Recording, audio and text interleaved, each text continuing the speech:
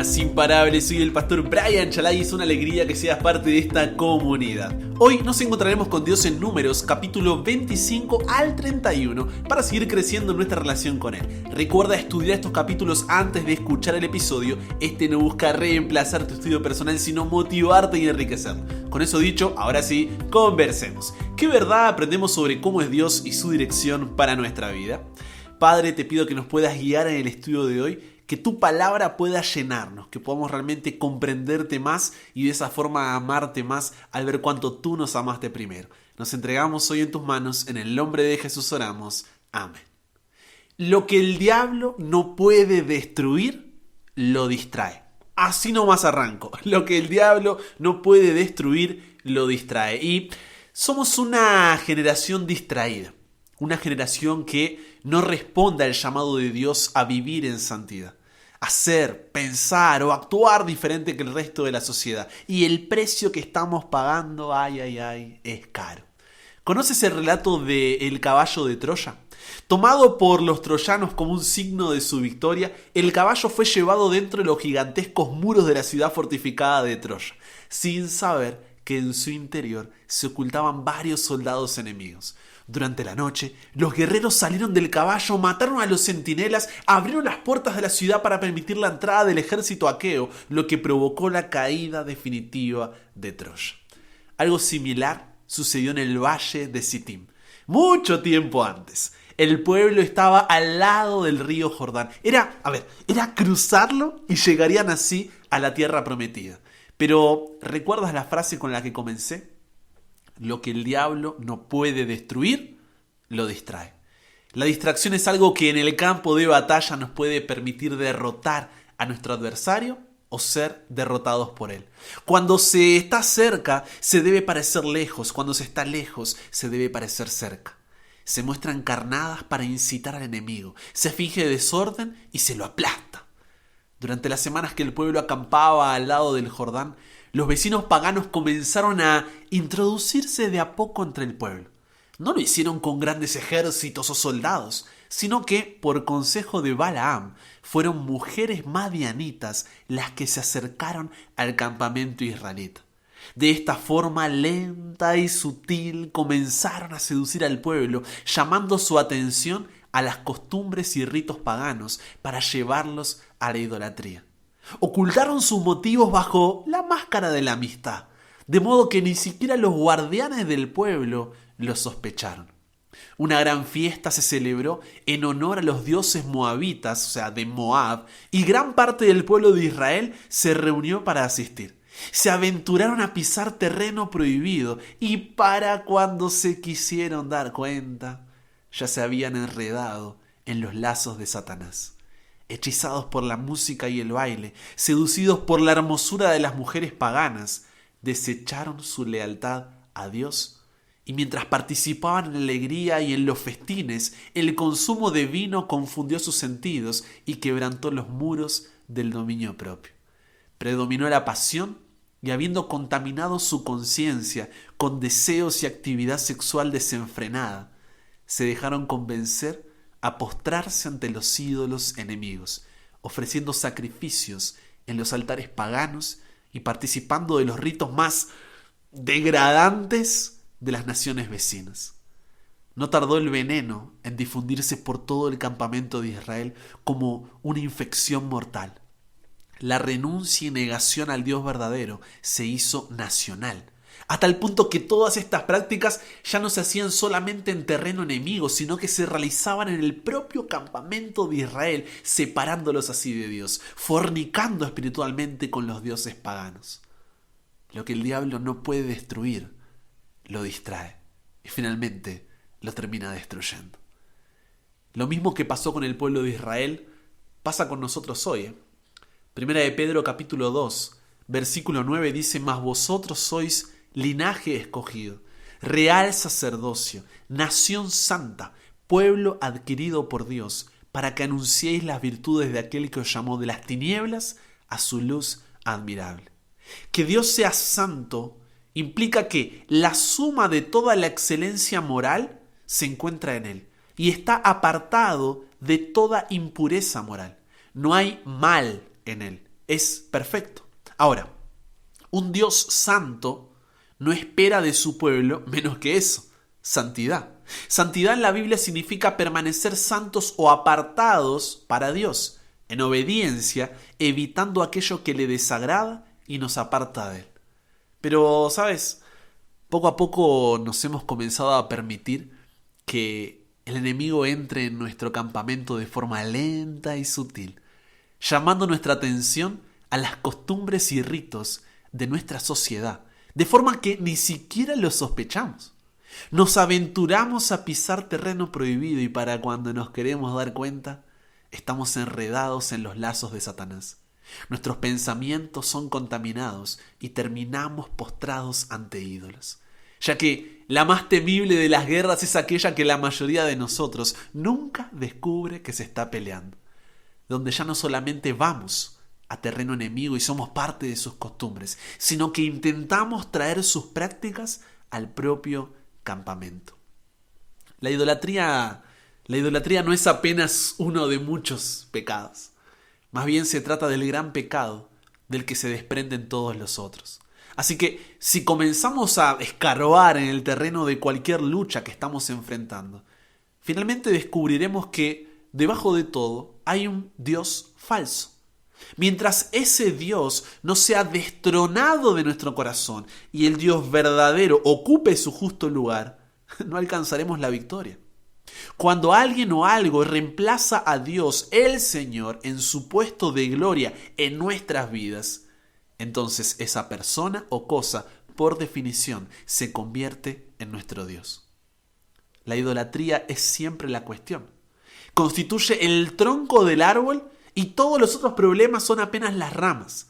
Es así como somos una generación de cristianos populares. Nos hacemos llamar el pueblo de Dios, pero si nos buscan, o estamos participando de las prácticas y costumbres paganas, o estamos intentando traer dichas prácticas y costumbres al campamento, intentando armonizarlas con nuestra relación con Dios.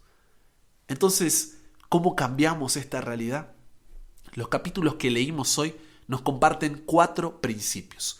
El primer principio contra la idolatría es: el que piense estar firme, mire que no caiga. Dice 1 Corintios capítulo 10, versículos 11 y 12. Porque Satanás conoce nuestras debilidades, conoce nuestras vulnerabilidades. Más sabe el diablo por viejo que por diablo, dice el dicho. Nosotros, al igual que el pueblo de Israel en Números capítulo 25, versículos 1 y 2, estamos en la frontera de la tierra prometida. Jesús está regresando y al igual que lo hizo en el valle de Sitín, el diablo buscará impedir nuestra entrada. Por eso, el mensaje de Dios es claro en 2 Corintios capítulo 6, versículos 14 al 17. No os unáis en yugo desigual con los incrédulos. Porque ¿qué compañerismo tiene la justicia con la injusticia? ¿Y qué comunión la luz con las tinieblas? ¿Y qué concordia Cristo con Belial? ¿O qué parte el creyente con el incrédulo? ¿Y qué acuerdo hay entre el templo de Dios y los ídolos? Porque vosotros sois el templo del Dios viviente, como Dios dijo: habitaré y andaré entre ellos, y seré su Dios, y ellos serán mi pueblo. Por lo cual, salid de medio de ellos y apartaos, dice el Señor, y no toquéis lo inmundo, y yo os recibiré. Dios exige hoy de nosotros lo mismo que del antiguo Israel, que nos mantengamos distantes del mundo en sus costumbres, hábitos y principios. No es solamente hablando de relaciones amorosas, no, es en todo tipo de relación, donde haya costumbres, hábitos y principios envueltos. Primera de Juan 2:15 dice: no améis al mundo ni las cosas que están en el mundo. Si alguno ama al mundo, el amor del Padre no está en él. Mientras oramos, no nos dejes caer en tentación. Debemos evitar la tentación en todo lo posible. Los israelitas fueron inducidos al pecado cuando se hallaban en una condición de ocio y aparente seguridad. Descuidaron así las puertas del campamento y permitieron que entrara todo tipo de influencia. Y lo mismo sucede con nosotros. Así como una semilla primero echa raíces en lo profundo de la tierra para luego germinar, crecer y dar fruto, la semilla del pecado primero echa raíces en lo profundo de nuestros pensamientos, para luego germinar, crecer y dar fruto. Eso sucede cuando nutrimos nuestra mente con pensamientos contrarios a la voluntad de Dios. Pensamientos impuros que nos alejan de Dios en lugar de acercarnos. Poco a poco nuestra mente se familiariza con el pecado. De forma aislada parece algo inofensivo, pero la sumatoria de lo que vamos dejando entrar y su permanencia en el tiempo, como los israelitas con esas mujeres, para cuando nos damos cuenta, ya es demasiado tarde. Algunas de las mujeres entrando a nuestro campamento hoy en día son las redes sociales. Son un recurso útil para permanecer en contacto con amigos y seres queridos, incluso para predicar a otros. Es así como me estás escuchando y me conociste en primer lugar, pero dado que están diseñadas para ser altamente adictivas, la mayoría de personas hacemos un mal uso de ellas y desperdiciamos nuestro tiempo allí, expuestos a influencia de costumbres, hábitos y principios de las personas que seguimos. Esto no es una suposición, solamente compara el tiempo que pasaste en Instagram, TikTok, YouTube o Twitter durante el día con lo que pasaste con Dios. Casi todas las series y películas, libros, podcasts que vemos y escuchamos alimentan nuestra mente con basura. Violencia, erotismo, inmoralidad sexual, espiritismo, deshonestidad, infidelidad y todo tipo de ideologías nos queda plantado en la mente y distorsiona una perspectiva bíblica del mundo. Nos familiariza con el pecado a tal punto que después, pero si no es tan malo. La mayoría de la música resalta la traición, la inmoralidad sexual, el amor al dinero, la fama, la droga, el ego, el orgullo o la humillación. Es solo prestar atención a letras y videoclips. Los videojuegos generalmente son altamente adictivos. Las adicciones disminuyen nuestras capacidades cognitivas, dificultándonos tomar las mejores decisiones en pro de nuestra relación con Dios. Sumado a esto, estamos expuestos a una sobreexposición cuando jugamos por periodos prolongados y eso dificulta que después podamos estar un tiempo tranquilos, de meditación en la palabra de Dios. ¿Por qué? Porque nuestra mente está tan sobreestimulada que es aburridísimo sentarse a reflexionar en lo que Dios quiere decirnos.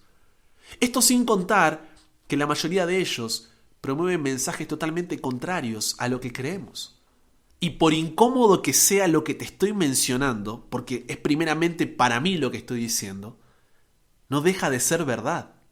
Porque no digo esto desde una posición de tú, pecador incircunciso, debes arrepentirte y ser como yo, Brian, no, sino que yo soy el primer incomodado por lo que el Espíritu Santo nos está diciendo a través de estos capítulos, y esa es la razón por la que los hago, para poder crecer juntos. El que piense estar firme, mire que no caiga. Mientras oramos, no permitas que caigamos en tentación, debemos hacer todo lo posible para evitar caer en ella. El segundo principio contra la idolatría es que, como dice Números 14:18 y lo muestra Números 25, 3 al 5, Dios es tardo para la ira y grande en misericordia. Perdona la iniquidad y la rebelión, aunque de ningún modo tendrá por inocente al culpable. Por eso el censo de Números 26 nos muestra que, tal como lo había prometido en Números 14, de la generación que salió de Egipto, solamente entraron Josué y Caleb. Aunque Dios en el presente no nos castigue de forma idéntica, Dios es el que en su justicia decide cómo y cuándo ejecutar sus juicios de forma recta. Si continuamos por el mismo camino, al final Dios debe darnos lo que merecemos. ¿Cómo podría Él, que es la suma de todas las excelencias, mirar con igual satisfacción la virtud y el vicio, la sabiduría y la locura? ¿Cómo podría Él, que es infinitamente santo, desestimar el pecado y renunciar a su ira? Primera de Corintios 3:17 dice: si alguno destruyere el templo de Dios, hablando de nuestro cuerpo, de nuestra vida, Dios le destruirá a él, porque el templo de Dios, el cual sois vosotros, santo es. Los que hacen tales cosas no heredarán el reino de Dios, dice Gálatas 5:21, y recibirán su parte en aquel lago de fuego, que es la muerte segunda, señala Apocalipsis 20:14. Con esto no intento motivar una obediencia por miedo. Al contrario, quiero mostrarte la misericordia y gracia de Dios. Misericordia porque no nos da lo que en realidad merecemos. Y gracia porque nos da lo que en realidad no merecemos. Sino que hoy, en nuestra idolatría, nos dice: venid y estemos a cuenta. Isaías 1:18. Si vuestros pecados fueren como la grana, como la nieve serán emblanquecidos. Si fueren rojos como el carmesí, vendrán a ser como blanca lana. no retrases más ese paso de confesión y arrepentimiento. No importa cuán lejos te hayas ido o cuán bajo hayas caído, hoy puedes ir a Dios. No por tus méritos, sino por los méritos de Jesús en la cruz. Ya que, como dice Romanos 8:1, ninguna condenación hay para los que están en Cristo Jesús. El tercer principio contra la idolatría es que el pecado tiene que causarnos una celosa indignación. Números capítulo 25, versículos 6 al 9, dice que los sacerdotes y los jefes se habían postrado en aflicción y humillación en el santuario, rogándole a Dios que perdonara a su pueblo. Cuando en medio de la plaga de muerte que Dios había desatado sobre el pueblo, uno de los príncipes de Israel hizo alarde de su pecado delante de la congregación, como si desafiara la venganza de Dios y se burlara de los jueces de la nación, entrando en una tienda con una princesa madianita y teniendo relaciones sexuales como si nada estuviera pasando, como para que veas el punto al que habían llegado. Ante esto, la celosa indignación de Finés ejecutó el juicio divino, matando a estos príncipes y deteniendo así la plaga. Obviamente, cuando me refiero a que el pecado tiene que causarnos una celosa indignación, no significa que debamos estar con lanzas atravesando a la gente por la calle, ¿no? Sino esto sucedió porque era lo ordenado por las leyes civiles que el pueblo de Israel tenía como nación. Nosotros no somos parte de una nación, sino que cada uno vive en un país con sus respectivas leyes civiles. Entonces, ¿qué significaría para nosotros esta celosa indignación? Que no podemos permanecer indiferentes ante su pecado, sino que debemos buscar todas las formas y medios para mostrarles a los otros a Dios y no aprobar su comportamiento. Ahora, ¿por qué esto sucede cada vez menos? Por los dos principios que vimos anteriormente. Nos familiarizamos con el pecado a tal punto que no nos parece tan malo, en nombre de palabras de moda como inclusión, diversidad y tolerancia. Incluso buscamos armonizar el pecado con la santidad, como si esto fuera posible, con tal de, entre comillas, derribar muros y construir puentes. O no somos conscientes de nuestra condenación y lo reducimos a, pero ellos tienen un estilo de vida diferente, sin darnos cuenta que son personas cuya vida literalmente está en riesgo. Entonces, para no ser avergonzados, señalados o apartados, hacemos como si nada. Y esto está tan metido en nosotros que veo necesario aclarar que con esto no estoy diciendo que tengamos que faltarle respeto a quienes no comparten nuestras costumbres, hábitos y principios. Tampoco que nosotros somos mejores que ellos. Ojo al piojo. Al final no somos más que mendigos conduciendo a otros mendigos hacia donde hay comida. El pecado tiene que causarnos una celosa indignación que nos lleve a mostrar con palabras y ejemplos a Jesús como Él mismo lo hacía. Solo el método de Cristo será el que dará éxito para llegar a la gente. El Salvador trataba con las personas como quien deseaba hacerles el bien. Les mostraba simpatía, atendía sus necesidades, se ganaba su confianza y entonces, ¿qué les decía? Sígueme. De forma que podamos decir como Romanos 1:16, no me avergüenzo del Evangelio, porque es poder de Dios para salvación a todo aquel que cree. El cuarto principio contra la idolatría lo encontramos en Números capítulos 27, 28 y 29, donde se establece a Josué, quien será el sucesor de Moisés, y Dios, digamos que les hace un resumen de lo que hace 40 años atrás le había dicho a la anterior generación en Éxodo y Levítico. Puedes revisar esos episodios también, con la ofrenda diaria, la ofrenda semanal y mensual, las fiestas solemnes y la ley de los votos, como muestra de que Él todavía era su Dios y quería habitar en medio de su pueblo, ofreciéndole su salvación. No siendo esto una excusa para que continúen una vida de libertinaje, haciendo lo que ellos querían en desobediencia a la voluntad divina, sino para una vida en santidad, porque se reconciliaban con aquel que es santo, santo, santo. Lo mismo para nosotros hoy. Si no queremos ser víctimas de Satanás, tenemos que cuidar con qué alimentamos nuestros pensamientos. Primera de Pedro capítulo 1 versículos 14 al 16 dice: ustedes, antes de que conocieran la buena noticia acerca de Jesús, hacían todo lo malo que querían, pero ahora deben obedecer a Dios en todo como buenos hijos. Así que no hagan lo malo, sino manténganse apartados del mal, porque Dios los eligió para ser su pueblo. En la Biblia Dios nos dice: yo soy un Dios diferente a los demás, por eso ustedes deben ser diferentes a las demás naciones. Romanos 12:2 dice: no vivan ya como vive todo el mundo, al contrario, cambien de manera de ser y de pensar. Así podrán saber qué es lo que Dios quiere, es decir, todo lo que es bueno, agradable y perfecto. Filipenses 4:8 señala todo lo que es verdadero, todo lo honesto, todo lo justo, todo lo puro, todo lo amable, todo lo que es de buen nombre. Si hay virtud alguna, si algo digno de alabanza, en esto pensad. Para esto no es suficiente con un cristianismo popular. Necesitamos vivir en la presencia de Dios. Estar en constante y ferviente oración para que el Espíritu Santo nos lleve hacia la palabra de Dios, que moldeará quiénes somos, cómo pensamos y la forma en que actuamos. El Salmo capítulo 119, versículos 9 y 11 lo resume. ¿Con qué limpiará el joven su camino? Con guardar tu palabra. En mi corazón he guardado tus dichos para no pecar contra ti. Cada día, como marca Proverbios 4:23, sobre toda cosa guardada, guarda tu corazón, o sea, tu mente, porque de él mana la vida. Que nuestra oración sea la del Salmo 51:10. Crea en mí, oh Dios, un corazón limpio y renueva un espíritu recto dentro de mí. Finalmente, el quinto y último paso contra la idolatría lo encontramos en Números capítulo 31, cuando el pueblo de Israel toma venganza sobre Madián. Eso era lo que Dios les había dicho desde que salieron de Egipto. Éxodo capítulo 23, versículos 24 y 25 dice: no te inclinarás a sus dioses, ni los servirás, ni harás como ellos hacen.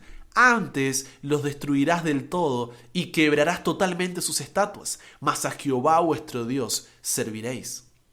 Éxodo capítulo 23, versículos 32 y 33 complementa diciendo: no harás alianza con ellos ni con sus dioses. En tu tierra no habitarán, no sea que te hagan pecar contra mí sirviendo a sus dioses, porque te será tropiezo. Cuando Apocalipsis capítulo 3, versículos 14 al 22 describe el estado de la iglesia antes de entrar a la tierra prometida, antes de la segunda venida de Jesús, por medio del mensaje a la Odisea, ¿sabes qué es lo que dice? Dice que no somos ni fríos ni calientes, sino tibios. Queremos jugar a dos puntas, tener un pie en el campamento israelita y el otro pie con nuestros vecinos paganos. Pero como el propio Jesús nos dio el principio en Mateo capítulo 6, versículo 24, ninguno puede servir a dos señores, porque o aborrecerá al uno y amará al otro, o estimará al uno y menospreciará al otro. El consejo, Apocalipsis 3:18, que de mí compres oro refinado en fuego, para que seas rico, y vestiduras blancas para vestirte, y que no se descubra la vergüenza de tu desnudez, y unge tus ojos con colirio, para que veas.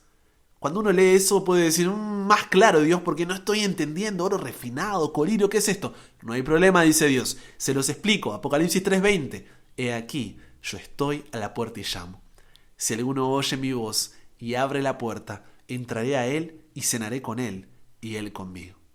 Necesitamos tomar medidas radicales. Con Dios es un a todo o nada. Si quieres crecer en tu relación con él, haz de Jesús tu modelo de vida. Imítalo en cada uno de tus pasos. Síguelo en cada una de sus palabras. Y al comprender que la gracia de Dios nos salva de la vida sin Él, pero nos capacita para la vida con Él, encontrarás en la santidad la identidad, propósito y valor con el que fuiste creado.